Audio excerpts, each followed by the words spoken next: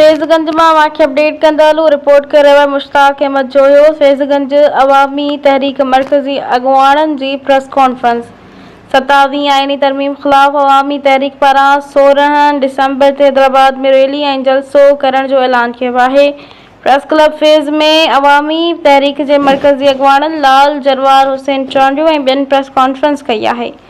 अवामी तहरीक जे मरकज़ी अॻुवाण लाल जरवार ऐं ॿियनि चयो त 27 आइनी तरमीम जो आणण जो मक़सदु पाकिस्तान जे ख़ालिक सूबे सिंध जो तारीख़ी वजूद ऐं नालो निशान ख़त्म करे नवनि इंतिज़ामी यूनिटनि जे नाले में कराची ऐं हैदराबाद इस्टेब्लिशमेंट जे पालियल ऐं तयारु कयल दहशतगर्द टोले MQM हवाले करणु ऐं बाक़ी ज़िला बि सरदारनि ऐं जागीरदारनि खे ॾियणु आहे।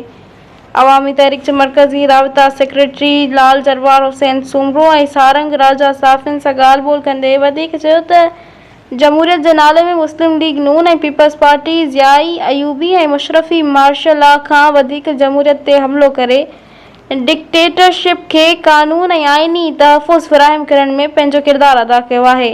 पेका एक्ट दहशतगर्दी जे नाले में FIR खां सवाइ कंहिं माण्हू खे शक जी बुनियाद ते खणण जहिड़ा कारा क़ानून मढ़िया आहिनि। अॻुवाणनि वधीक चयो त 27 आइनी तरमीम ऐं ॿियनि सिंध दुश्मन मंसूबनि ख़िलाफ़ सिंधियाणी तहरीक तरफ़ां 16 नवंबर ते हैदराबाद में हिकु वॾो एहतिजाजी मार्च कयो वेंदो। पंहिंजो तारीख़ी वतन, तहज़ीब, सक़ाफ़त, ॿोली ऐं वसीलनि खे बचाइण लाइ पुरअमन जमहूरी